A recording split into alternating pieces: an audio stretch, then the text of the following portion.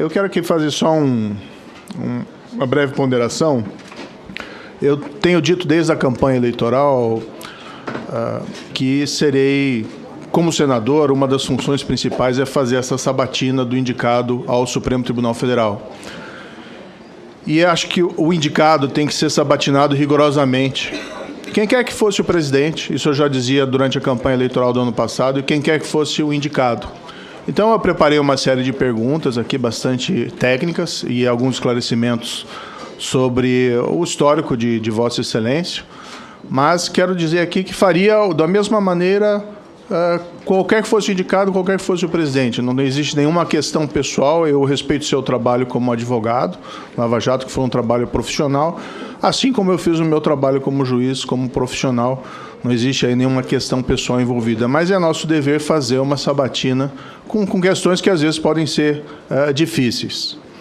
Como foi colocado aqui pelo senador Alessandro, existe uma preocupação em relação a Vossa Excelência pela proximidade com o presidente da República. Pelo fato de que o Supremo Tribunal Federal é um órgão que tem que ser independente, é uma instituição que tem que ser independente do Poder Executivo. Nessa linha, a minha primeira indagação a Vossa Excelência seria pedir que Vossa Excelência fizesse um pouco mais detalhado em relação às relações com o presidente Lula. Nós sabemos o seu trabalho como advogado particular, mas, para além disso, gostaria de ouvi-lo sobre seu eventual relacionamento pessoal, tanto de Vossa Excelência como de seus parentes, com o presidente Lula e seus parentes. Eu li, por exemplo, vi na internet, não sei se é procedente ou não essa afirmação, que Vossa Excelência teria sido padrinho de casamento do recente casamento do presidente. Não sei se é verdade ou não, e se não for, eu peço até minhas escusas, mas é importante para nós aqui do Senado termos presente essa relação, se ela vai além da atuação como advogado particular. Há uma informação pública também em relação a Vossa Excelência, que Vossa Excelência teria sido contratado por alguns outros investigados na Operação Lava Jato, sem qualquer problema em relação a isso, algo legítimo, por exemplo, para a revisão do acordo da JBS e da JF. Não sei se procede ou não essa afirmação que vi no jornal. Gostaria que Vossa Excelência confirmasse ou não essa contratação. E existe uma arguição, uma DPF no Supremo Tribunal Federal, no qual se busca a revisão de vários acordos de empresas que atuaram na Operação Lava Jato. Nessa linha, a minha indagação seria se nesse seria um caso que o senhor se daria por impedido ou por suspeito de atuação, tendo em vista a sua contratação, se é esse realmente o caso, para a revisão de acordo de alguma dessas empresas. Nessa ainda linha sobre o histórico, eu indagaria a Vossa Excelência se Vossa Excelência advogou perante o Supremo Tribunal Federal ou outras cortes em consultoria ou advocacia por outras pessoas ou empresas investigadas ou impactadas pela Operação Lava Jato. Aqui não é uma questão de curiosidade, mas apenas para que possa, em seguida, responder sobre a questão de impedimentos e suspeição, para nós termos melhor presente em que causas Vossa Excelência se daria eventualmente por impedido ou suspeito no âmbito do Supremo Tribunal Federal. Não estou aqui questionando a sua advocacia de forma nenhuma, também respeito enormemente a advocacia, tenho minha carteira de advogado, mas esses são dados importantes para a nossa deliberação. Vossa Excelência, na Operação Lava Jato, Vossa Excelência defendeu, por exemplo, a incompetência da vara lá de Curitiba e várias outras questões relacionadas a esses processos, nulidades, incompetência, enfim. A minha indagação aqui não é relativa a esses temas específicos, mas em processos no Supremo Tribunal Federal, se Vossa Excelência se daria por impedido ou suspeito, caso as mesmas questões fossem suscitadas por outras partes em processos no STF, por exemplo, relacionados à incompetência.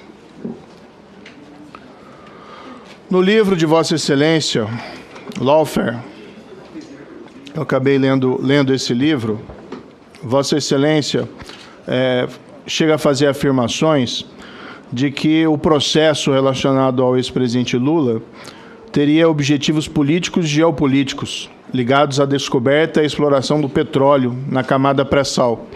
Eu não quero aqui questionar essa afirmação, mas indagá-lo o seguinte: diante desse seu juízo de valor, do juízo de valor de Vossa Excelência em relação a esses objetivos da Operação Lava Jato, se Vossa Excelência se afastaria no Supremo Tribunal Federal de qualquer causa relacionada à Operação Lava Jato.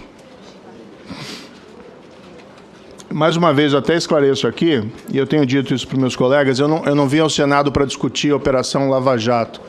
E aqui também não estou lhe fazendo essas questões para questionar esse seu entendimento, que eu respeito, divirjo, mas respeito, mas apenas para saber, indagá-lo se Vossa Excelência se afastaria desses casos no Supremo Tribunal Federal. Mudando um pouco de temática, no seu livro, Lawfare, e aqui eu tomo a liberdade de citá-lo, Vossa Excelência afirma o seguinte: o Brasil, lamentavelmente, é um terreno fértil para a publicação de reportagens falsas, caluniosas e difamatórias, uma vez que não instituiu um conselho de imprensa ou qualquer outro meio eficaz para receber denúncias relativas às condutas ilícitas praticadas pelos veículos de comunicação. Eu queria pedir a Vossa Excelência que esclarecesse esse trecho. Esse livro acho que foi escrito já faz algum tempo, e se Vossa Excelência ainda entende pertinente a instauração de alguma espécie de controle da imprensa através da instituição de um órgão como um conselho de imprensa.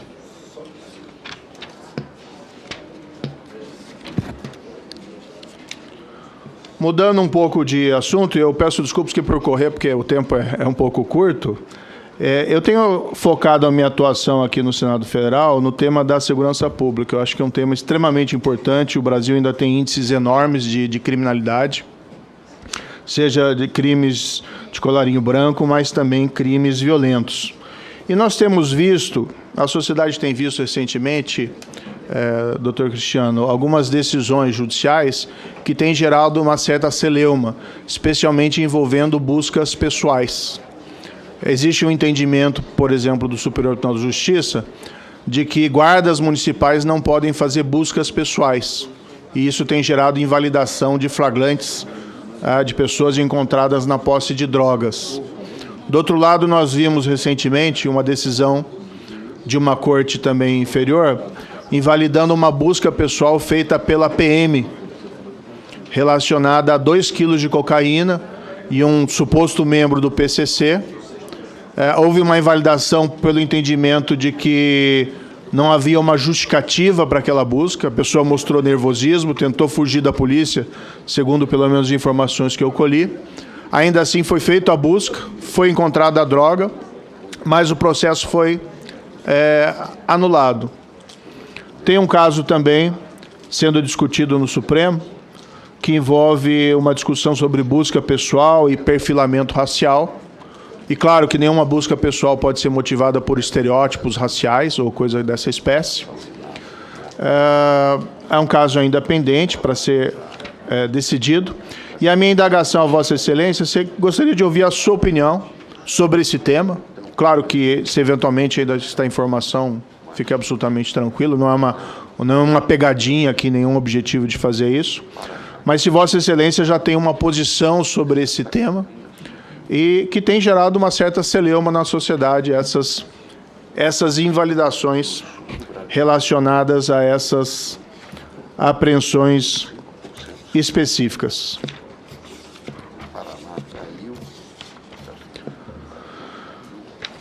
Ainda nessa linha, e um tema também que tem sido discutido, gostaria de ouvir a sua opinião sobre... Há uma discussão se haveria uma possibilidade de diferenciar o porte da droga para consumo com o porte da droga para venda em varejo, com base apenas na quantidade da droga apreendida. há uma discussão sobre eventual descriminalização ou descaracterização do tráfico quando a pessoa for encontrada na posse ou na porte de pequena quantidade de droga. Esse é um tema que está submetido ao Supremo. Evidentemente, Vossa Excelência tem alguns limites para se manifestar a esse respeito, mas gostaria de ouvi-lo para saber se tem alguma opinião que poderia compartilhar conosco, especificamente se é possível diferenciar o traficante e o consumidor apenas com a quantidade da droga eventualmente apreendida após uma busca. Ainda uma outra indagação a Vossa Excelência, gostaria de ouvir a sua opinião sobre a lei das estatais. Eu vejo a lei das estatais como um instrumento, uma lei, foi produzida por esse Congresso, que foi extremamente elogiada à sua época, em 2016, e que ela trouxe restrições técnicas a nomeações nas estatais e ainda algumas restrições para diminuir nomeações político-partidárias.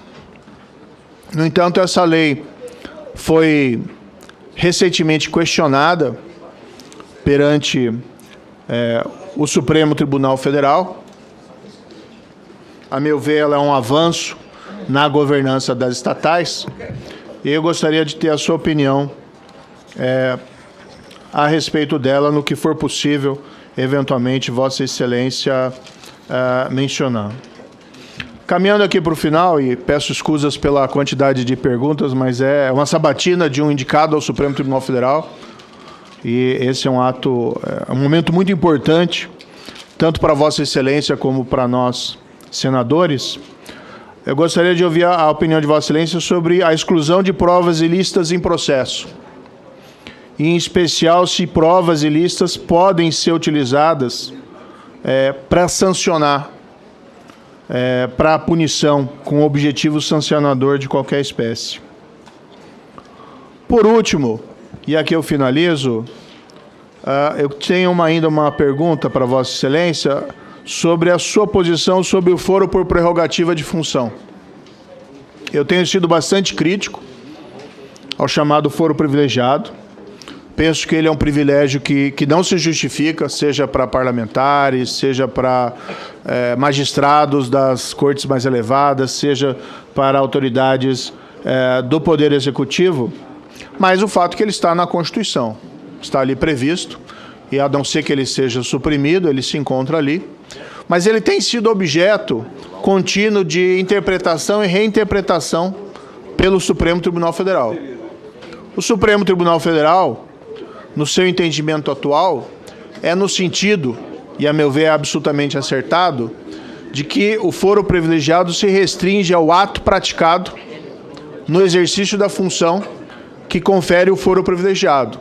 Ou seja, um ato praticado antes do exercício de um mandato parlamentar ou do exercício de um cargo de ministro do Estado não estaria abrangido por esse privilégio e seria julgado pelas instâncias inferiores. No fundo, é uma tentativa de limitar, e até é importante isso, Vossa Excelência está indo para o Supremo Tribunal Federal, diminuir a carga de processos do Supremo, permitindo que haja uma deliberação ótima e mais qualificada sobre todos os casos. Então, eu gostaria de ouvir, se possível, o seu entendimento sobre esse tema, se Vossa Excelência concorda com essa posição atual do Supremo e a sua visão geral sobre o foro privilegiado. Mais uma vez, aqui só para finalizar, senador Alcolumbre, é uma sabatina, nós temos que fazer perguntas que nós gostaríamos de ter as respostas. Tentei me focar aqui nas questões jurídicas, mas algumas relacionadas especialmente ao seu histórico, né, e a sua relação com o presidente, elas são inevitáveis, já que existem esses questionamentos sobre o princípio da impessoalidade e a eventual independência do Supremo. Eu sei que Vossa Excelência já se manifestou sobre isso, mas é inevitável fazer esse tipo de pergunta. Obrigado. Obrigado, senador Moro. Primeiro suplente inscrito, senador Jorge Seife. Quero fazer aqui uma parte. Artigo 101 da Constituição Federal diz o seguinte: o Supremo Tribunal Federal compõe-se de 11 ministros escolhidos dentre cidadãos com mais de 35 anos, menos de 70 anos de idade, de notável saber jurídico e reputação ilibada. Parágrafo único. Os ministros do Supremo Tribunal Federal serão nomeados pelo presidente da República depois de aprovada a escolha pela maioria absoluta do Senado Federal. O que isso quer dizer? O senhor foi indicado pelo presidente da República? Foi.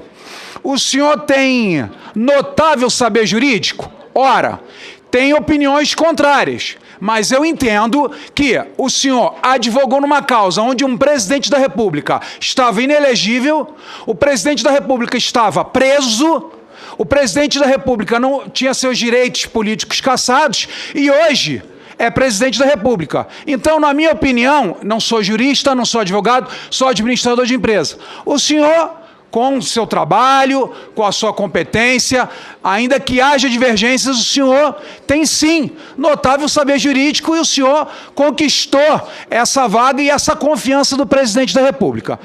O que o meu público fala comigo? Eu sou de um estado que praticamente 80%, doutor Zanin, votou em Jair Messias Bolsonaro, em Jorginho Melo e Jorge Seife. Sou senador de primeira legislatura.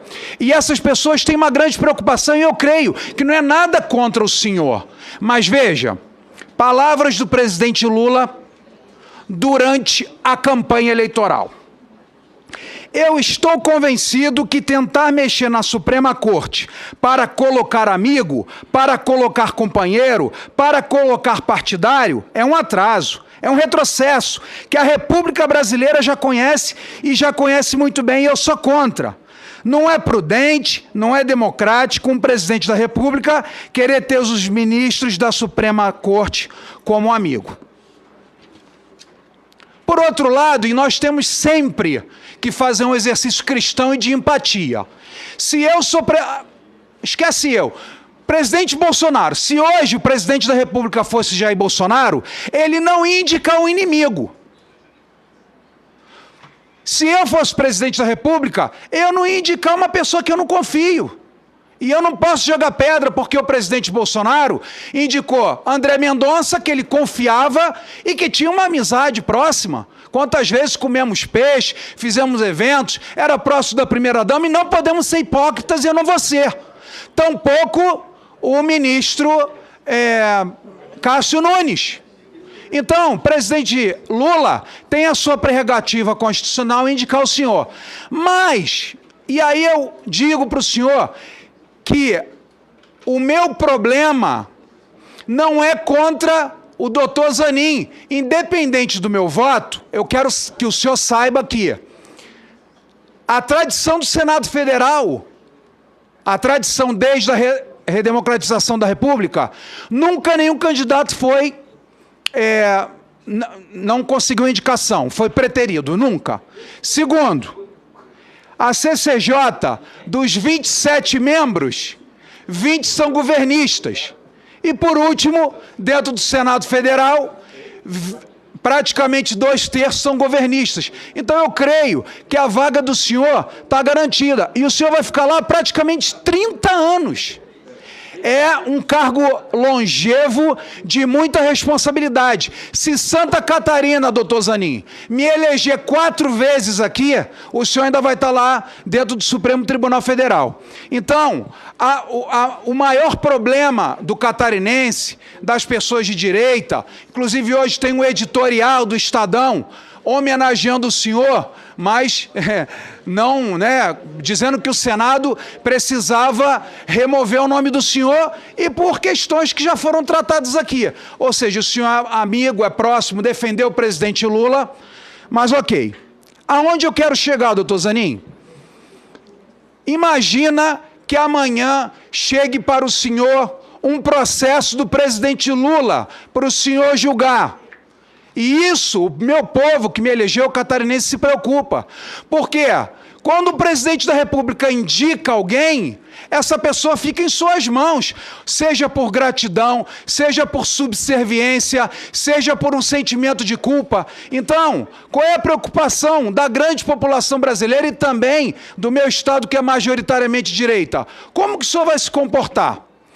Outra coisa,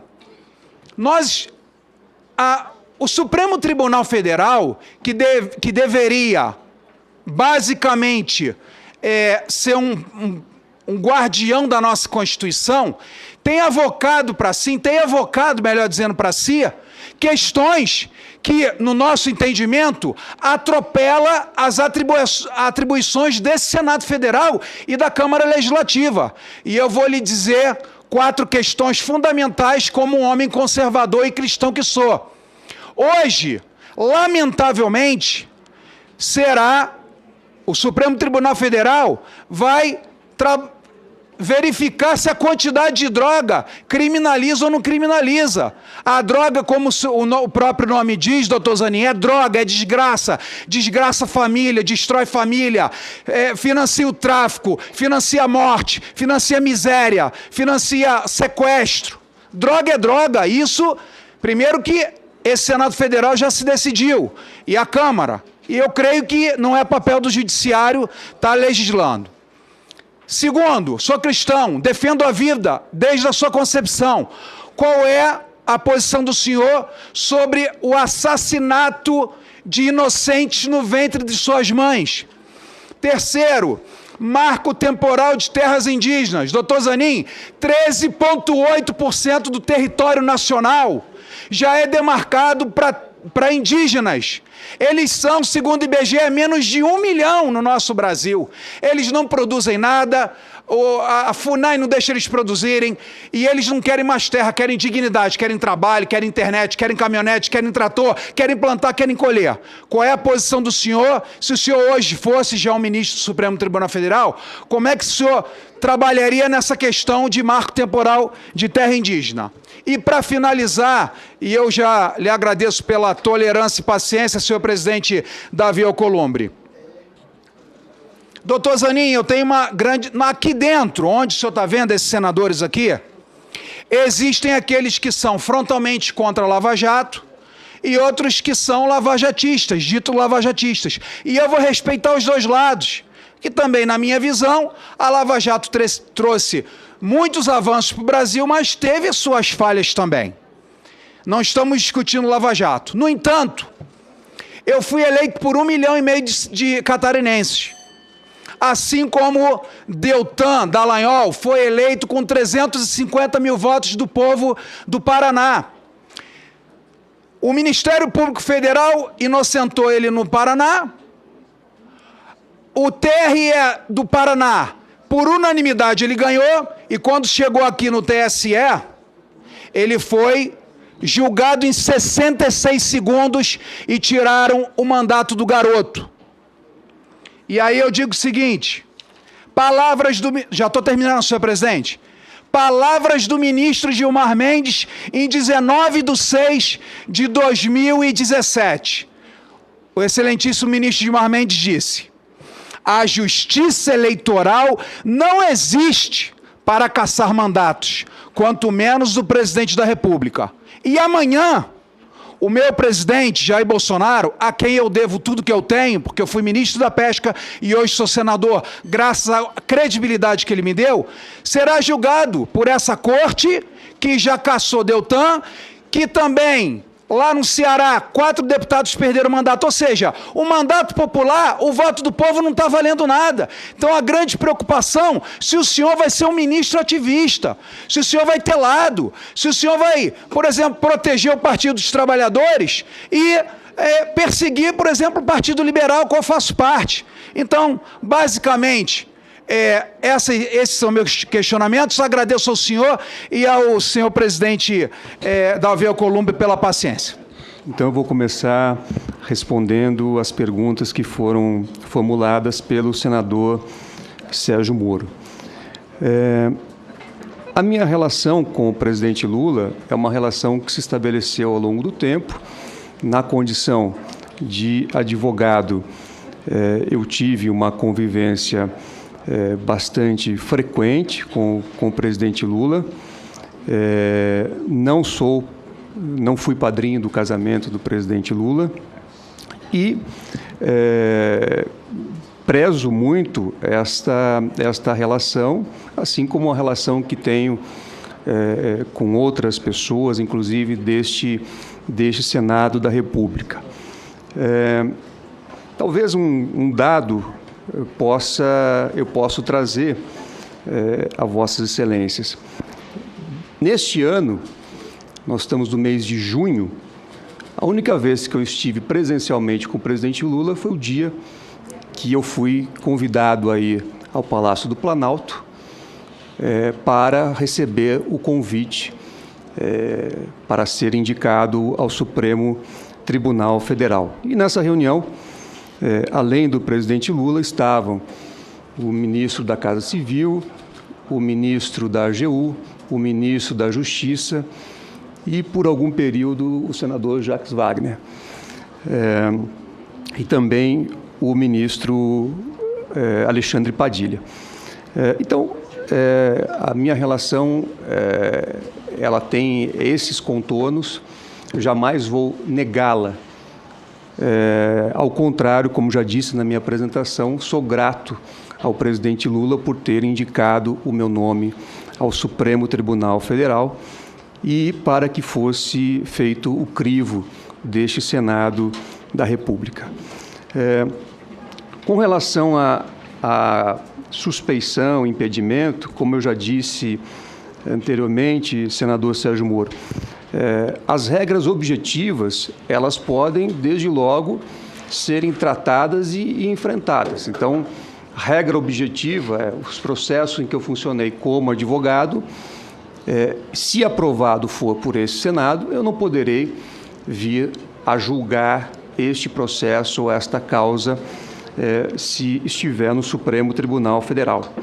Por outro lado, questões futuras, processos futuros, evidentemente que é necessário, para aquilatar ou não uma hipótese de impedimento ou suspeição, analisar os autos, analisar quem são as partes, analisar qual é o conteúdo, até porque eu não acredito que o simples fato de colocar uma etiqueta no processo, indicar um nome Lava Jato, sem nenhuma crítica, no mundo jurídico, todos nós sabemos que, no passado recente,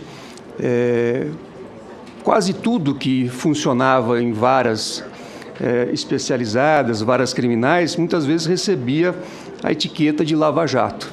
Então, isso não é, para mim, um critério para um controle jurídico, mas sim aquele que a lei prevê, que é exatamente analisar as partes e o conteúdo, e uma vez identificada uma questão, uma hipótese de impedimento ou suspeição, eu não terei o menor problema em declarar o impedimento ou a suspeição e não participar do julgamento, se aprovado for por esse Senado.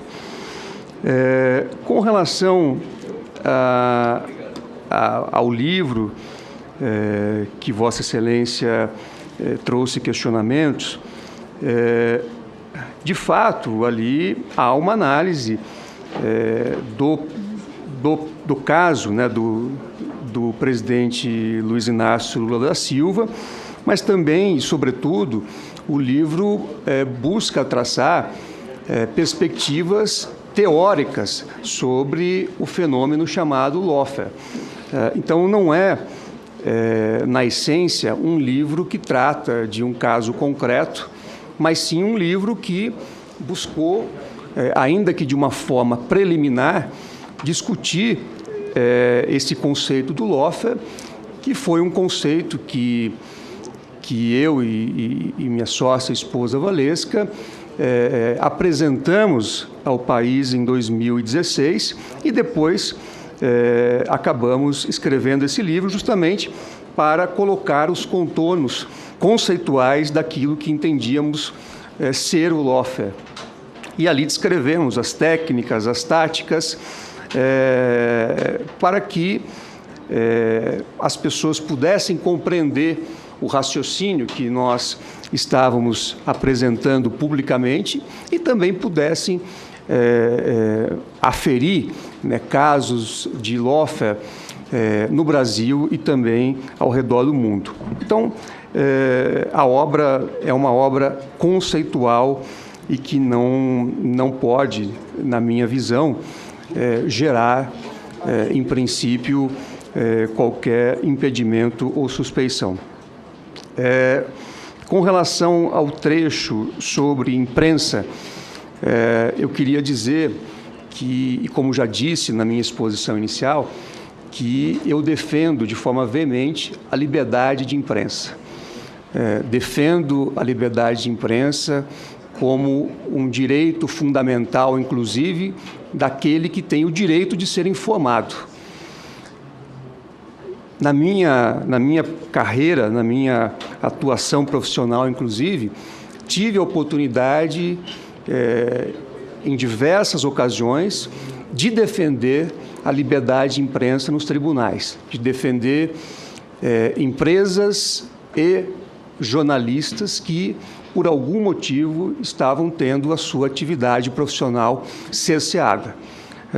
Então, a minha trajetória é de defesa da liberdade de imprensa e assim penso, até porque nós temos aqui uma situação consolidada e que, claro, deve sempre ser aprimorada.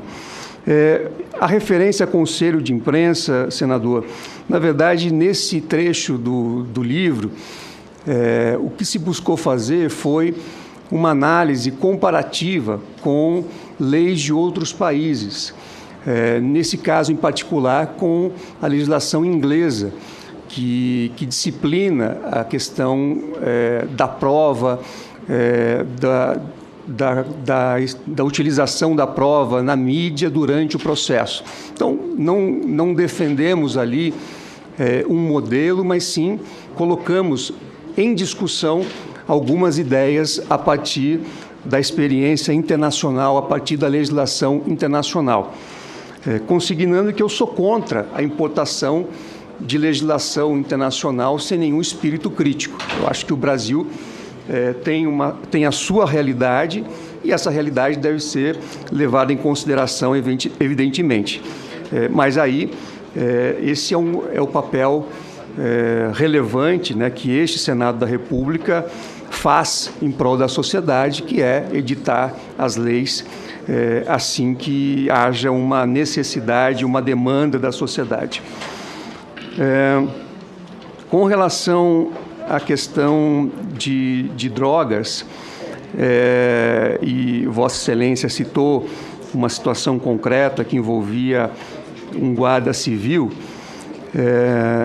a minha visão, senador, é que a lei deve definir a atribuição do agente público. Então, o que é preciso ver, sempre no caso concreto, é se o agente público tem atribuição legal para realizar o ato de persecução, para realizar o ato que leva, por exemplo, à apreensão de drogas. Então, não é uma questão de ser favorável ou não ao combate às drogas.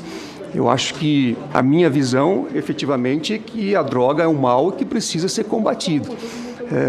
E, por isso, esse Senado tem, inclusive, aprimorado a legislação com esse objetivo, acredito, de promover o combate às drogas e aos temas que estão relacionados. Então, a única observação que eu faço dentro de um Estado de Direito, os agentes públicos precisam ter as suas atribuições definidas em lei, sobretudo quando realizam atos de persecução.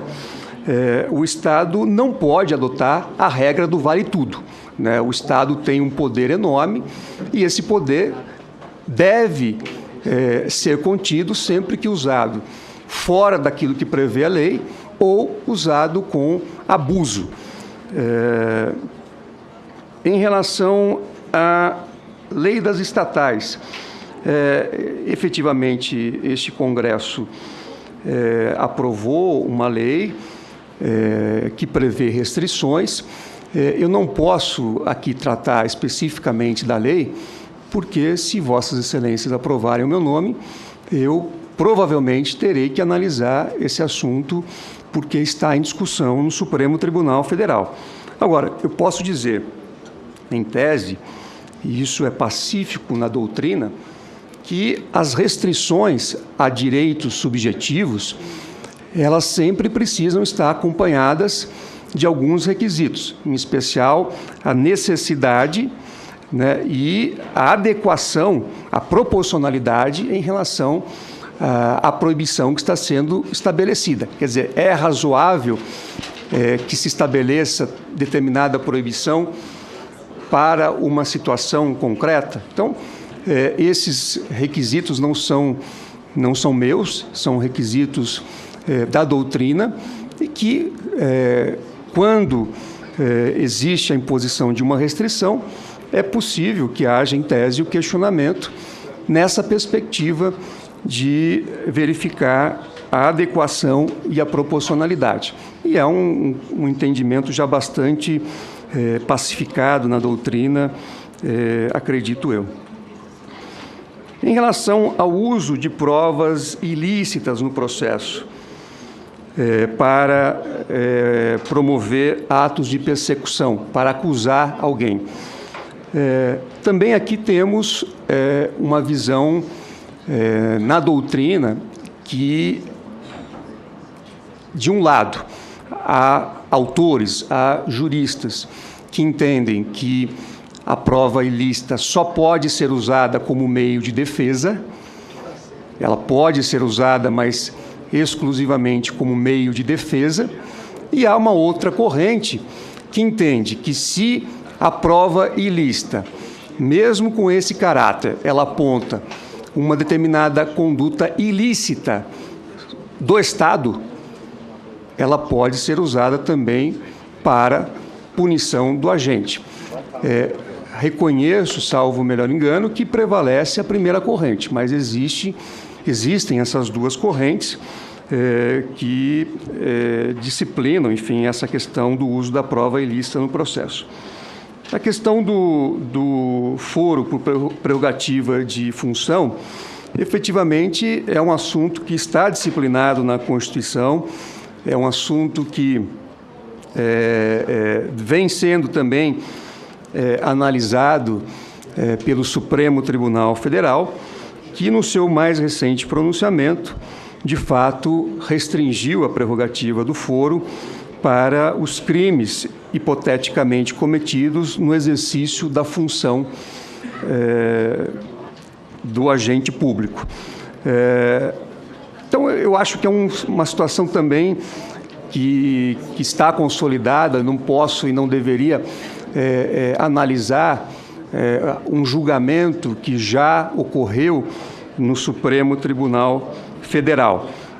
Por outro lado, eventuais mudanças também podem ser realizadas pela via do Congresso Nacional, pela via da emenda constitucional, da proposta de emenda constitucional.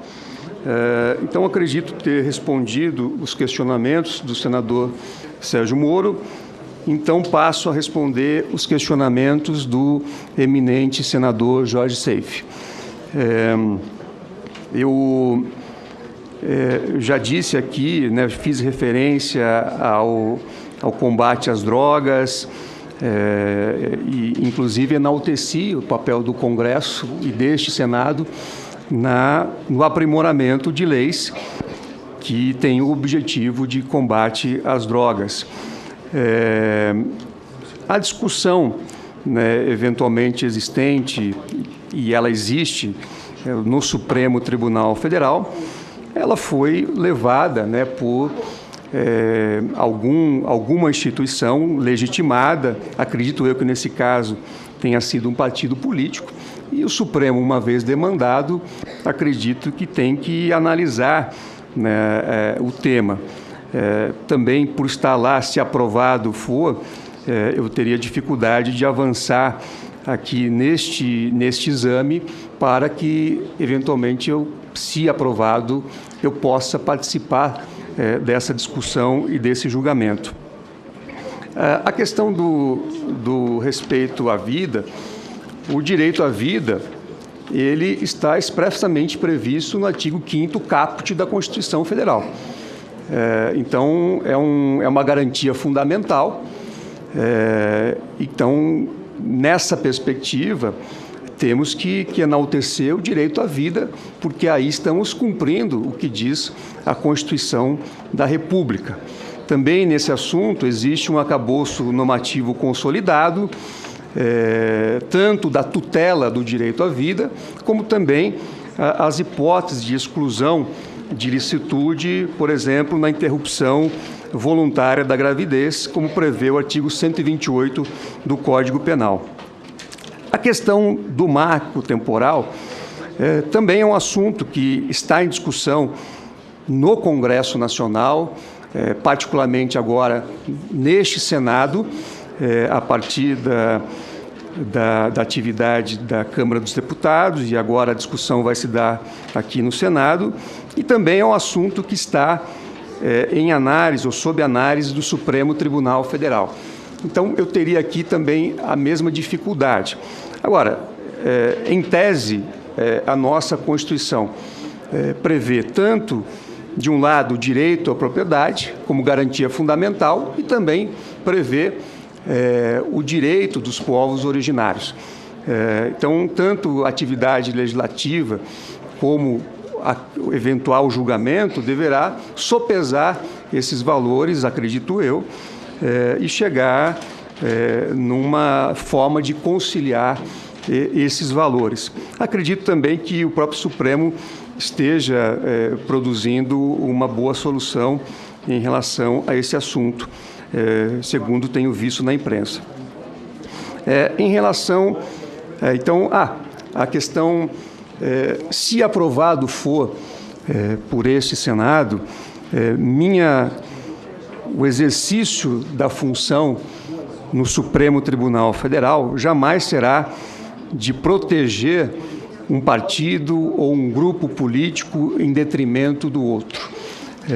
Eu não tenho filiação partidária, não tenho atividade político-partidária e, de qualquer forma, penso que o exercício da função de juiz da mais alta corte do país demanda, efetivamente, uma atuação imparcial e independente por parte do magistrado. Isso, aliás, é o que eu sempre defendi na minha carreira profissional e, inclusive, defendi nos tribunais. Então, não só nos tribunais nacionais, como também perante o Comitê de Direitos Humanos da ONU. Fui um dos subscritores do primeiro comunicado individual feito por um cidadão brasileiro, aquele órgão, e esse tema da imparcialidade também foi tratado naquele comunicado e com êxito no julgamento. Então, é um assunto que sempre me preocupou, que eu sempre defendi a atuação imparcial e, evidentemente, se aprovado for, defenderei com ainda mais rigor. Então, acredito ter respondido às perguntas do eminente senador Joyce Silva.